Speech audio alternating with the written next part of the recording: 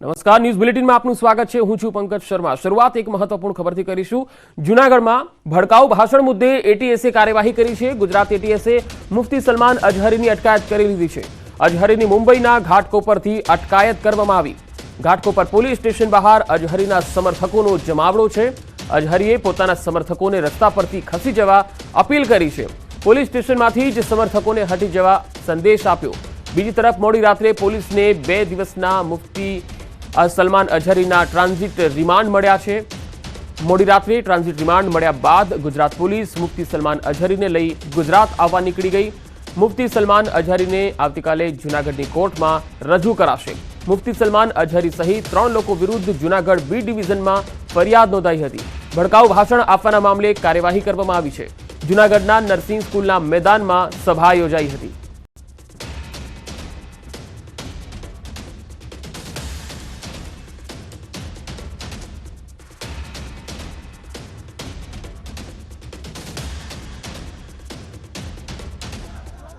आपको मैं बता रहा हूँ, मैं कोई क्रिमिनल नहीं हूँ और न ही किसी क्राइम पर मुझे यहाँ लाया गया। हाँ, मेरी तकरीर के मुताबिक जो तहकीकात इनको करनी है वो कर रहे हैं।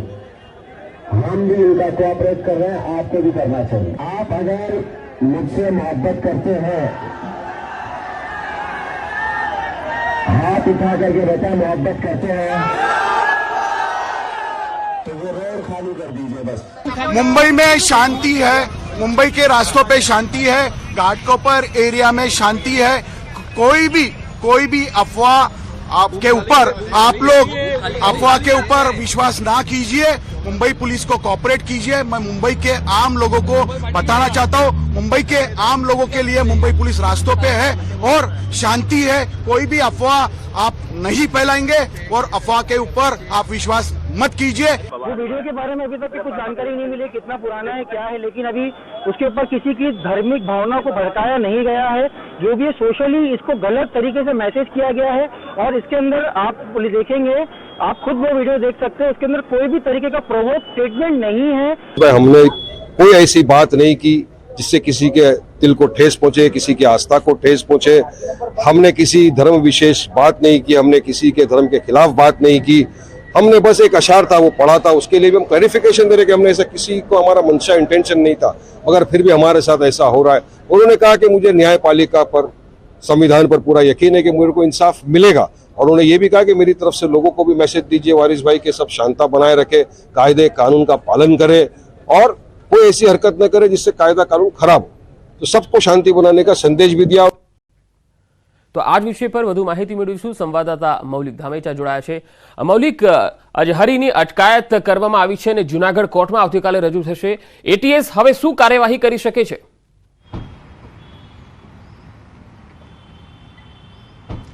પંકજ, સૌથી પહેલાં ઘટના અંગે વાત કરું તો 31 જાન્યુઆરી એટલે કે ગત મહિને જે રીતે મૌલાનાની એક ભાષણ હતું નરસિંહ સ્કૂલમાં જે જૂનાગઢ ખાતે આવેલી છે, ત્યાં આગળ ભડકાઉ ભાષણ કરવામાં આવ્યું હતું ને તે બાદ જૂનાગઢની બીજી ડિવિઝન પોલીસે આ બાબતે ફરિયાદ દાખલ કરી હતી। 3 વ્યક્તિઓ વિરુદ્ધ ફરિયાદ દાખલ કરવામાં આવી હતી, જે પૈકીના એક મૌલાના સલમાન અઝહરી જે છે તેની અટકાયત ગઈકાલે મુંબઈના ઘાટકોપરથી કરવામાં આવી છે। ગુજરાત એટીએસની ટીમને માહિતી મળી હતી, ચોક્કસ માહિતીના આધારે તેમણે ઘાટકોપરથી તેમની અટકાયત કરી હતી। ગઈકાલે તેમને ટ્રાન્ઝિટ રિમાન્ડ જે છે તે મેળવવામાં આવ્યા છે અને લગભગ 2 દિવસના ટ્રાન્ઝિટ રિમાન્ડ મળતા તેઓ બાય રોડ અત્યારે હાલ અઝહરીને લઈ અને નીકળ્યા છે। માનવામાં આવ્યું છે કે આજ સાંજ સુધીમાં જૂનાગઢ છે તે ટીમ રવાના થઈ જશે અને મૌલાનાને ત્યાં આગળ કાયદેસરની ધરપકડ કરવામાં આવશે। આવતીકાલે સવારે તેને કોર્ટમાં રજૂ કરી અને વધુ રિમાન્ડની માંગણી પણ કરવામાં આવશે। હજુ પણ આ કેસમાં અન્ય 2 આરોપીઓ જે છે તેમની ધરપકડ કરવાની બાકી જે છે। કયા કારણોસર આ ભડકાઉ ભાષણ કરવામાં આવ્યું હતું અને તેની સાથે અનેક એવા મુદ્દાઓ જે છે જે બાબતે પોલીસની તપાસ કરવાની બાકી હોય, આરોપીની જરૂરિયાત હોવાથી અનેક મુદ્દાઓ હેઠળ તેની રજૂઆત કરી અને તેના વધુ રિમાન્ડ માંગવામાં આવશે। જી મૌલિક, આજે કેટલા વાગે તે જૂનાગઢ આવશે અને જે રીતે તેના એડવોકેટ વારિસ પઠાણ કહી રહ્યા છે કે એવું કોઈ જ ભડકાઉ ભાષણ નથી આપવામાં આવ્યું, ત્યારે આ મામલામાં જૂનાગઢ અને ખાસ કરીને તેમના જે સમર્થકો છે તેઓ શું કહી રહ્યા છે?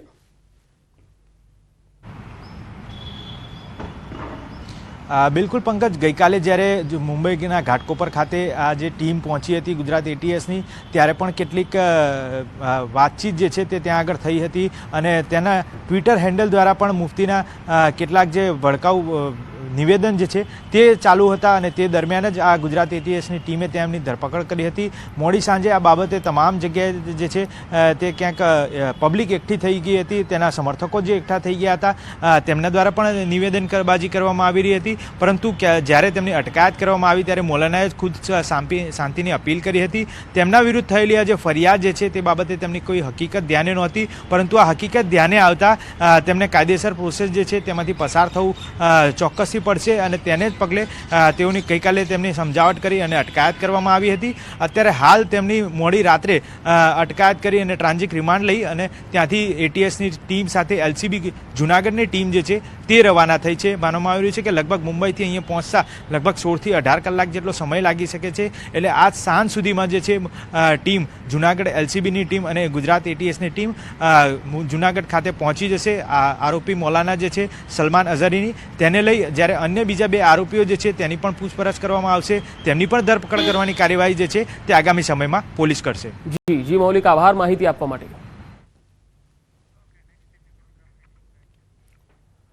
વડોદરામાં હરણી બોટકાંડ મામલે એફએસએલ રિપોર્ટ. લાંબા સમય બાદ એફએસએલનો રિપોર્ટ આવ્યો છે. આ રિપોર્ટમાં બોટ પલટી હોવાનું કારણ દર્શાવાયું છે. ક્ષમતાથી વધારે લોકોને બેસાડતા બોટ પલટી હોવાનો રિપોર્ટમાં ઉલ્લેખ છે. સંચાલકો પૈકી કોની કેટલી જવાબદારી નક્કી થાય એ દિશામાં પોલીસ તપાસ કરી રહી છે. પોલીસ દ્વારા નિવેદન અને આરોપીઓની મિલકતોનો સર્વે પણ જારી છે.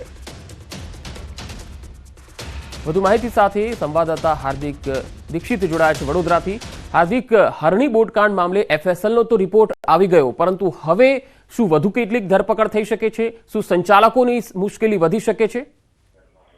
બિલકુલથી પંકજ, વાત કરીએ તો લગભગ 1 મહિનો હવે થોડા દિવસ બાદ પૂરો થશે આ હોનારતને, પરંતુ મોડે જે એફએસએલ છે તેના દ્વારા પ્રાથમિક રિપોર્ટ આપવામાં આવ્યો છે અને પ્રાથમિક રિપોર્ટમાં બોટ પલટી ખાવાનું કારણ જે છે તે ઓવરલોડ દર્શાવવામાં આવ્યું છે. ત્યારે વાત કરવામાં આવે તો પોલીસ દ્વારા અત્યાર સુધી જેટલા આરોપીઓની ધરપકડ કરવામાં આવી હતી એ તમામ આરોપીઓ જે છે તેની કડકાઈથી પૂછપરછ કરવામાં આવી હતી. તો કેટલાક આરોપીઓને જેલના હવાલે કરી દેવામાં આવ્યા છે. ત્યારે સંચાલકો પૈકી આખા પ્રોજેક્ટમાં કોની કેટલી જવાબદારી નક્કી થાય છે તે દિશામાં અત્યારે પોલીસ જે છે તપાસ કરી રહી છે. હમણાં ગત રોજ જે આરોપીઓ છે તેમને કોર્ટમાં રજૂ કરાતા જે આરોપીઓ પાસેથી ખંભાત નગરપાલિકાના કોરા લેટર હેડ પર મળી આવ્યા હતા, ત્યારે તેમાં બોટ દુર્ઘટનામાં કે બોટના પ્રોજેક્ટમાં આ ખંભાત નગરપાલિકાના કોઈનો હાથ છે કે કેમ તે દિશામાં પોલીસ તપાસ કરી રહી છે. અત્યારે પોલીસ દ્વારા આરોપીઓ તેમજ સાક્ષીઓ છે તેમના નિવેદનો લેવાની પ્રક્રિયા સતત ચાલુ છે. બીજી પંકજ, વાત કરીએ તો આરોપીઓની મિલકતોનો સર્વે છેલ્લા ઘણા દિવસોથી જારી છે. એટલે ચોક્કસથી આરોપીઓની મુશ્કેલી વધવાની છે, કારણ કે વડોદરા શહેર પોલીસ દ્વારા આવનારા સમયમાં આ જે બોટ દુર્ઘટના કાંડના આરોપીઓ છે એમની મિલકતો જપ્ત કરાય તેવા પ્રકારની કાર્યવાહી જે છે તે કરવામાં આવનાર છે. પંકજ. જી હાર્દિક, આભાર માહિતી આપવા માટે. વાત બનાસકાંઠાની. બનાસકાંઠા જિલ્લાના સરહદી વિસ્તારમાં આવેલ નર્મદા કેનાલમાં ગાબડા પડવાનો સિલસિલો જારી છે. આ તસવીરો જુઓ. અહીંયા માઇનોર કેનાલ 2માં 25 ફૂટનું ગાબડું પડ્યું. થરાદના કાસવી માઇનોર કેનાલ 2માં 25 ફૂટનું ગાબડું પડ્યું. આ કેનાલમાં 25 ફૂટ જેટલું ગાબડું પડતા લાખો લીટર પાણી તો વેડફાઈ ગયું અને આસપાસના ખેતરોમાં આ પાણી ગયું, જેથી ખેડૂતોને નુકસાન આવ્યું. જીરું, રાયડો અને ઘઉંના ઊભા પાકને નુકસાન થયું. હલકી ગુણવત્તાના કામને કારણે કેનાલોમાં વારંવાર ગાબડા પડતા હોવાથી સ્થાનિક લોકો અને ખેડૂતો હવે વહીવટીતંત્ર પર આક્ષેપ કરી રહ્યા છે. વધુ માહિતી સાથે સંવાદદાતા કિશોર તુવર બનાસકાંઠાથી જોડાયા છે. કિશોર, વારંવાર બનાસકાંઠા જિલ્લામાં કેનાલોમાં ગાબડા પડે છે. સિંચાઈ વિભાગ અને બનાસકાંઠાનું જિલ્લા વહીવટીતંત્ર શું કહી રહ્યું છે? શું આ જ સિલસિલો જારી રહેશે તો પછી એમની જવાબદારી શું રહેશે? ચોક્કસથી ફરી એકવાર પંકજ, થરાદ તાલુકાના કાસવી ગામમાંથી પસાર થતી કાસવી માઇનોર કેનાલ 2માં 25 ફૂટ જેટલું ગાબડું પડ્યું છે, જેમાં લાખો લીટર પાણી વેડફાયું છે. બાજુના ખેતરની અંદર જીરું, રાયડો અને ઘઉંનો જે પાક હતો તે પાકમાં પાણી ફરી વળતા નુકસાન થયું છે. અને આ સમગ્ર મામલે અત્યારે તો ખેડૂતો નર્મદા વિભાગ અને કોન્ટ્રાક્ટર સામે ગેરરીતિના આક્ષેપો કરી રહ્યા છે. અગાઉ પણ આ જ કેનાલમાં 2 થી 3 વખત ગાબડાઓ પડ્યા છે અને કાગળના જેવી તકલાની આ જે કેનાલ છે તે વારંવાર તૂટી રહી છે. અનેકવાર રજૂઆતો થાય છે, છતાં પણ વહીવટીતંત્ર દ્વારા નર્મદા વિભાગના અધિકારીઓ તેમજ કોન્ટ્રાક્ટરો સામે કોઈ પણ પગલાં લેવામાં નથી આવતા અને તેના લીધે આ ગાબડાઓ પડવાનો સિલસિલો યથાવત રહે છે. પંકજ. જી કિશોર, આભાર માહિતી આપવા માટે. સુરેન્દ્રનગર પંથકમાં કેનાલના પાણીએ અગરિયાઓને પાયમાલ કરી નાખ્યા. સુરેન્દ્રનગર જિલ્લાના ખારાઘોડાના રણમાં નર્મદા કેનાલનું પાણી ફરી વળતા અગરિયાઓને મોટા પાયે નુકસાન પહોંચ્યું. મીઠાના પાટામાં પાણી ફરી વળતા મોટા પ્રમાણમાં નુકસાન પહોંચ્યું. છેલ્લા 10 વર્ષ કરતાં વધુ સમયથી દર વર્ષે નર્મદાના પાણી રણમાં ફરી વળતા મીઠાના અગરમાં થવા છતાં નર્મદા તંત્ર દ્વારા આ મામલે નક્કર કાર્યવાહી કરાતી નથી. વારંવાર અગરિયાઓની મહેનત પર પાણી ફરી વળતા તંત્ર સામે અગરિયાઓનો રોષ ભભૂકી ઉઠ્યો છે. ખારાઘોડાના રણ અગરિયાઓ કાળી મજૂરી કરી સફેદ મીઠું પકવે છે, પરંતુ છેલ્લા 10 વર્ષથી વારંવાર નર્મદા કેનાલના ઓવરફ્લો પાણી મીઠાના અગરોમાં ફરી વળે છે અને તેના કારણે ભારે નુકસાન થાય છે. આ વર્ષે પણ નર્મદાના પાણી ખારાઘોડા રણમાં ફરી વળ્યા. અંદાજે 40 કિલોમીટર વિસ્તારમાં આ પાણી ફરી વળતા 200થી વધુ અગરોને નુકસાન થયું. ખારાઘોડા રણમાં આવેલ દેગામ, સવલાસ, હિંમતપુરા, સોની, કૃષ્ણા, રામદસાડા અને ડીવીએસ અંબિકા સહિતની સહકારી મંડળીના મીઠાના પાટામાં નર્મદાનું પાણી ફરી વળ્યું છે. રૂપેણ નદી, પાટડી, અજીતગઢ અને ખારાઘોડા તેમજ પીપળીના વોકળામાંથી નર્મદાનું પાણી વેડફાઈને રણમાં ફરી વળે છે. આ વર્ષે પણ મોટા પાયે નર્મદાનું પાણી રણમાં ફરી વળવા છતાં નર્મદા વિભાગ દ્વારા આ મામલે નક્કર કાર્યવાહી થતી નથી.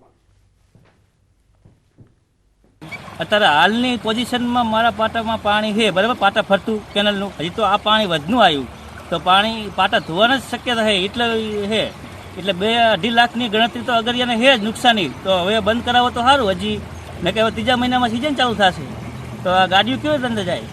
જે નર્મદાનું પાણી આવે છે એ આજ વિડીયોમાં પણ તમે આપ જોઈ શકતા છો કે આવું અમે અત્યારે જ્યાં જે સ્થળ છે ખારાઘોડા જૂના ગામનો જે ઓકળો છે એ ઓકળાને ત્યાં જ ઊભા છે અને પાણી પણ ત્યાં જ વહેતું છે.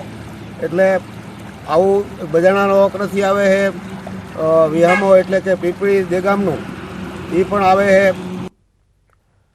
ગાંધીનગરમાં આજે વિધાનસભા સત્રમાં રામ મંદિરના નિર્માણ બદલ સંકલ્પ પત્ર રજૂ થશે. સીએમ ભૂપેન્દ્ર પટેલ સંકલ્પ પત્ર રજૂ કરશે. પીએમ મોદીને અભિનંદન પાઠવતો ઠરાવ કરશે. બપોરે 12 કલાકે સત્રની શરૂઆત થશે. સંકલ્પ બાદ રાજ્યપાલના સંબોધન પર ચર્ચા કરાશે.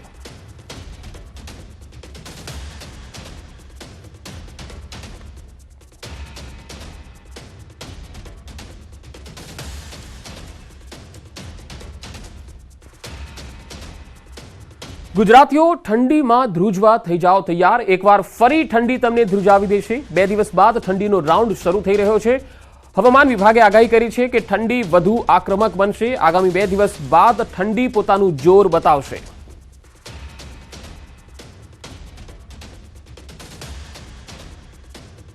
તો હવામાન વિભાગે આગાહી કરી છે આગામી 2 દિવસ પછી ગુજરાતમાં ઠંડીનું જોર જોવા મળશે. અત્યારે જે તાપમાનનો પારો વધારે દેખાઈ રહ્યો છે એટલે કે ગરમી થોડી જોવા મળી રહી છે, પરંતુ હજુ 2 દિવસ પછી ઠંડી ફરી એકવાર આક્રમક તેજી સાથે જોવા મળશે.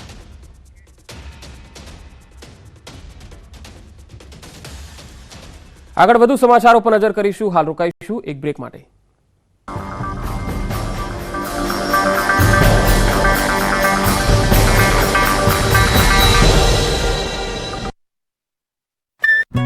રાજ્યમાં રવિવારે ચારે તરફ આગ ही आग લાગી હતી. વાહનોમાં ભીષણ આગ લાગતા અફરાતફરી મચી ગઈ.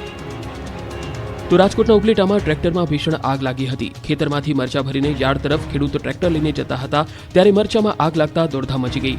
મરચામાં આગ લાગતા રાહદારીઓની આંખો બળી હતી. કોલકી ગામના ખેડૂતે ટ્રોલીને ઊંચી કરી નાખતા મોટી જાનહાનિ ટળી હતી. આગ લાગવાના કારણે ખેડૂતને 4 લાખના નુકસાનની શક્યતા છે. આ તરફ વલસાડ જિલ્લાના વાપી નજીક નેશનલ હાઈવે પર પૂર ઝડપે દોડતા એક ટેન્કરમાં અચાનક આગ લાગી. વાપીના બલીઠા નજીક અમદાવાદ મુંબઈ નેશનલ હાઈવે પર આગની ઘટના બની. સુરત તરફથી વાપી તરફ એક ટેન્કર હાઈવે પર પૂર ઝડપે પસાર થઈ રહ્યું હતું. એ વખતે જ અચાનક ટેન્કરના ડ્રાઈવરની કેબિનમાં આગ લાગી ગઈ હતી. અચાનક આગ લાગતા પરિસ્થિતિ પારખી ગયેલા ટેન્કરના ચાલક અને ક્લીનર તાત્કાલિક કેબિનમાંથી બહાર આવી ગયા હતા. થોડી જ વારમાં ટેન્કરની આખી કેબિન આગની જ્વાળાઓમાં લપેટાઈ ગઈ હતી. જો કે ભડકે બળતા ટેન્કરને જોઈ અન્ય વાહન ચાલકોના પણ જીવ અદ્ધર થઈ ગયા હતા. તો સુરતમાં ધ બર્નિંગ કારના દ્રશ્યો સામે આવ્યા. કારમાં વિકરાળ આગ લાગવાની ઘટના બની. પાર્કિંગમાં મૂકવામાં આવેલી 4 વ્હીલ કારમાં ભીષણ આગ લાગતા દોડધામ મચી ગઈ. ગાડીના બોનેટમાં આગ લાગતા સ્થાનિકો દોડતા થયા હતા. જામનગરમાં ટ્રકમાં આગ લાગવાની ઘટના સામે આવી. સોયલ ટોલનાકા પાસે ખાતર ભરેલી ટ્રકમાં અચાનક આગ ભભૂકી ઉઠી. શોર્ટ સર્કિટના કારણે ટ્રકમાં આગ લાગી હોવાનું પ્રાથમિક તારણ સામે આવ્યું છે. હાલ કોઈ જાનહાનિના સમાચાર નથી. ધ્રોલ ફાયર બ્રિગેડની ટીમે ભારે જહેમત બાદ આગને કાબૂમાં લઈ લીધી હતી. ટ્રક સળગી રહી હોવાનો વિડીયો સામે આવ્યો. સાબરકાંઠા જિલ્લાના હિંમતનગર શહેરમાં નિર્માણ કરવામાં આવેલ પ્રથમ ઓવરહેડ ટાંકીને જમીનદોસ્ત કરવામાં આવી છે. ઓવરહેડ ટાંકીને તોડવા માટે થઈને નિષ્ણાત ટીમોને કામ સોંપવામાં આવ્યું હતું. શહેરના મધ્યમાં એટલે કે ભરચક વિસ્તારમાં આવેલી આ ટાંકીને તોડવા માટે રવિવારનો દિવસ પસંદ કરવામાં આવ્યો હતો, જેથી વિસ્તારમાં અવરજવર ઓછી હોય. હિંમતનગર શહેરને પીવાના પાણી માટે પ્રથમ ઓવરહેડ ટાંકી વર્ષ 1973માં નિર્માણ કરવામાં આવી હતી. આ ટાંકી દ્વારા અકસ્માત ન સર્જાય તે માટે નગરપાલિકાના ચીફ ઓફિસર અને ટીમ દ્વારા તેને તોડી પાડવા માટેની કાર્યવાહી હાથ ધરાઈ હતી. માત્ર 13 જ સેકન્ડમાં ટાંકી હતી ન હતી થઈ ગઈ. લોકસભાની ચૂંટણીને લઈને ભાજપ સંગઠનને મજબૂત બનાવવા સક્રિય રીતે કામ કરી રહી છે. મિશન લોટસ અંતર્ગત 2500 કોંગ્રેસના નેતાએ હાથનો સાથ છોડી CR પાટીલના હસ્તે કેસરીઓ ધારણ કર્યો.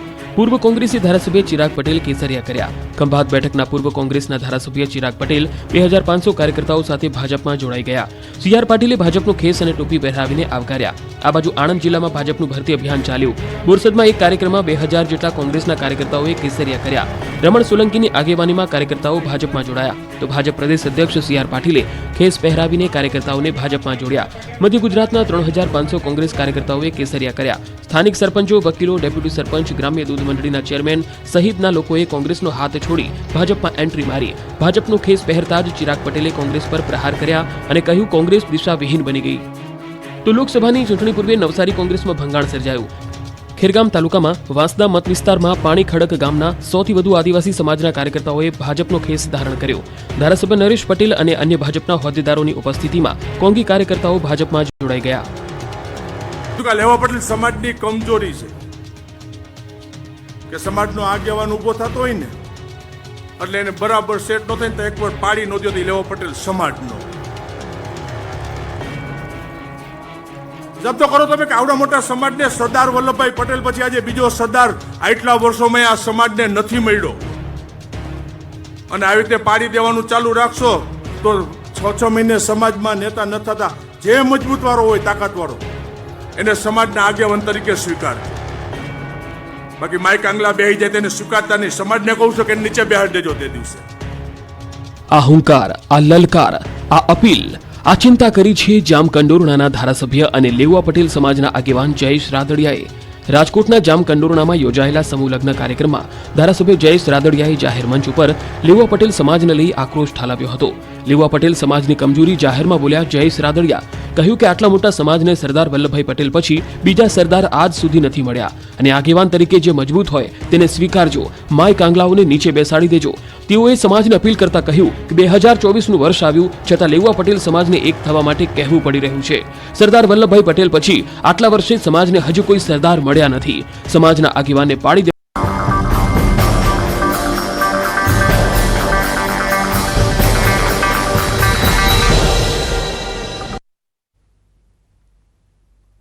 બ્રેક બાદ સમાચારોમાં આગળ વધીએ. જમ્મુ કાશ્મીરમાં ભીષણ બરફવર્ષા થઈ રહી છે. ભદરવાહના છતરગલા, પાદરી અને ગુલદંડા જેવા પ્રખ્યાત પર્યટન સ્થળો તાજી હિમવર્ષાથી ઢંકાઈ ગયા. ભારે હિમવર્ષા થતાં અહીં અનોખા દ્રશ્યો જોવા મળ્યા. સમગ્ર વિસ્તાર સફેદ ચાદરમાં ઢંકાઈ ગયો હોય એવા દ્રશ્યો સામે આવ્યા. સ્થાનિકો અને પ્રવાસીઓ બંને માટે આ બરફવર્ષા અનોખો અનુભવ લઈને આવી. ભાદરવાહમાં તેમના અનુભવને લઈ પ્રવાસીઓ ખૂબ જ ઉત્સાહિત છે. ખીણમાં તાજી હિમવર્ષા જોઈ પ્રવાસીઓ ખુશાલ છે. ત્યારે હિમવર્ષાનો આનંદ લેવા માટે મોટી સંખ્યામાં પ્રવાસીઓ ભાદરવાહ પહોંચી રહ્યા છે. પ્રવાસીઓ હિમવર્ષાની તસવીરો લેવામાં વ્યસ્ત દેખાઈ રહ્યા છે.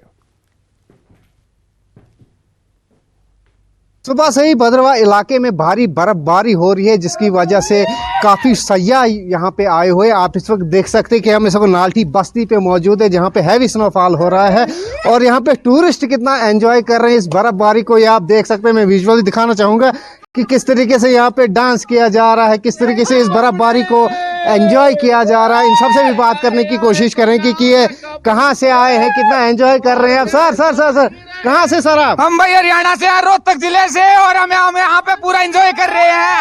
कैसा लग रहा है बर्फबारी में? कैसा लग रहा है पूरे हो गए भाई साहब। लाइफ का बेस्ट एक्सपीरियंस है ये हमारा। इससे पहले जन्नत है, जन्नत। तो आप देख सकते यहाँ पे आपको दिखाना चाहूंगा, हालांकि यहाँ पे जो भारी बर्फबारी हो रही है जिसकी वजह से रोड जो है फिलहाल वो बंद है क्योंकि आगे जो है गाड़ियां नहीं जा पा रही, काफ़ी सिकट मारे। आप इस वक्त देख सकते हैं कि कहाँ से आए हैं ये टूरिस्ट, कितना एंजॉय कर रहे हैं। इसके अलावा जो है यहाँ पे स्नोमैन्स भी बनाए जा रहे हैं। हम आपको ये भी दिखाएंगे कि ये हरियाणा से टूरिस्ट आए हैं और ये इस वक्त अपना काम कर रहे हैं कि स्नोमैन इन्होंने यहाँ पे बनाए, देख सकते हैं। कैसा लग रहा है स्नोमैन बना के? स्नोमैन बना के स्नोमैन बहुत अच्छा लग रहा है। स्नोमैन बना के भाई इसके साथ फोटोज ले रहे हैं और बस बहुत मजा आ रहा है। तो आप इस वक्त देख रहे हैं कि काफी MP, मेरठ, काशी से यहाँ पे टूरिस्ट आ रहा है। आप देख सकते कैसे खेल रहे हैं ये इस चीज को, किस तरीके से स्नो में एंजॉय कर रहे हैं, पूरा पैसा वसूल जिसको कहते हैं। और बहुत अच्छी फीलिंग है, बहुत मजा आ रहा है स्नो में खेल के। हाथ पैर जम गए पर मजा आ रहा है। मेरा पहली बार है, मैं तो सूरत से हूँ, तो वहाँ पे 16 डिग्री पे ठंडी मानते हैं। यहाँ पहली बार स्नो देख के बहुत मजा आया। तो ये थे जो सयाह जो मेरठ से आए थे, UP से आए थे या सूरत से आए थे, जिन्होंने एक्सपेक्ट नहीं किया था कि इतना हैवी स्नोफॉल जो है इनको यहाँ पे देखने को मिलेगा। तो इनका कहना है कि जिस उम्मीदों से ये जो उम्मीद लेके यहाँ पे आए थे, वो उम्मीदों पे भद्रवाह जो है पूरा खरा उतरा है। न्यूज़ 18 JKLS के लिए भद्रवाह से मैं साहिर हुसैन। તો આ તરફ કુપવાડા જિલ્લાની સમગ્ર ખીણમાં તેમજ નિયંત્રણ રેખાને અડીને આવેલા ગામોમાં ભારે હિમવર્ષા થઈ રહી છે, જેના કારણે ખેડૂતો અને બગીચાના માલિકોએ રાહતનો શ્વાસ લીધો। હિમવર્ષાના કારણે સરહદી વિસ્તારોના જિલ્લાના મુખ્યાલય સાથે સંપર્ક તૂટી ગયા છે, જેના કારણે મુસાફરોને ભારે મુશ્કેલીનો સામનો કરવો પડી રહ્યો છે। કર્ણક્રેન મહાચલની રોડ કનેક્ટિવિટી 5મા દિવસે પણ બંધ છે। વહીવટી તંત્રએ લોકોને સાવચેતી રાખવાની સલાહ આપી છે। જો કે વહીવટી તંત્રએ રસ્તાઓ પર બરફ દૂર કરવાના મશીનો લગાવી દીધા છે।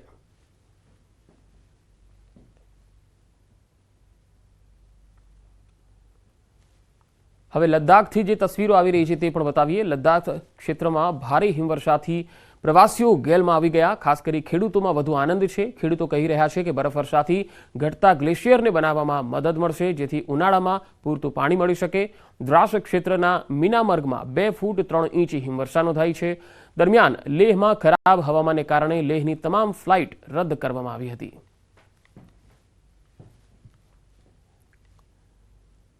તો દક્ષિણ કાશ્મીરના ત્રાલ ઉપજિલ્લામાં ગઈ રાતથી ભારે હિમવર્ષા થઈ રહી છે। જો કે પહાડી વિસ્તારોમાં લગભગ 1 ફૂટ બરફ જમા થયો છે, જેના કારણે મોટાભાગના રસ્તાઓ પર બરફ પથરાઈ ગયો। કેટલાક વિસ્તારોમાં 3 ઇંચ સુધીનો બરફ જમા થઈ ગયો છે। સતત બરફ વર્ષાને કારણે મોટાભાગના વિસ્તારો બરફથી ઢંકાઈ ગયા છે। જમ્મુ કાશ્મીરના દૂરના કિશ્તવાડ જિલ્લામાં હિમવર્ષાના દ્રશ્યો સામે આવ્યા। આકરી ઠંડી વચ્ચે કર્મચારીઓ લોકોને પાણી પહોંચાડતા નજરે પડ્યા। કડકડતી ઠંડી વચ્ચે પણ તેઓ સતત કામ કરી રહ્યા છે। આ કર્મચારીઓ પાણી પુરવઠામાં એકઠા થયેલા બરફને દૂર કરવા સતત મહેનત કરી રહ્યા છે। છેલ્લા 1 સપ્તાહમાં બીજી વાર હિમવર્ષા થઈ, જેના કારણે પાઇપની અંદર ધુમ્મસ જમા થઈ ગયું। અમે તેને દૂર કરવા માટે આગ લગાવી અને ગરમ પાણી નાખીને કામ કરી રહ્યા છે, એવું આ કર્મચારીઓએ જણાવ્યું હતું। કિશ્તવાડ શહેરમાં પહાડો પર સતત હિમવર્ષાને કારણે પાઇપની અંદર બરફ જમા થઈ ગયો છે, જેના કારણે પાણી પુરવઠો ખોરવાઈ ગયો।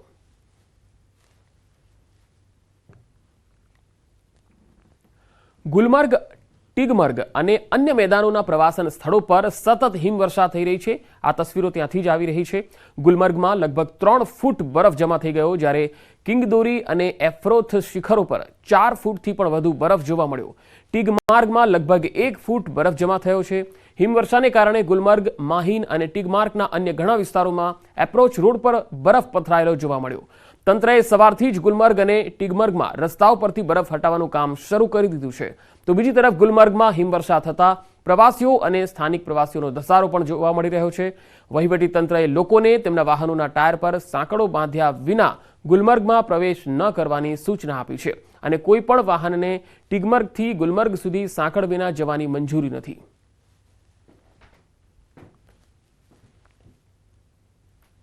उत्तराखंड में भारे बरफवर्षा थई रही है। आ वर्षे पहाड़ों में हिमवर्षा थई। अवली में 2 फूट बरफवर्षा और बद्रीनाथ धाम में 5 થી 6 फूट और हेमकुंड साहिब में 8 फूट हिमवर्षा थई है। ज्यारे नीति खीण में पण सतत हिमवर्षा बाद खीण में 3 થી 6 फूट बरफवर्षा थई।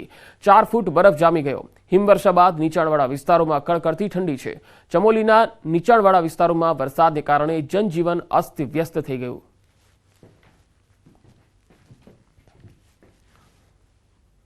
तो आ बुलेटिन में अत्यारे आटલું જ। नमस्कार।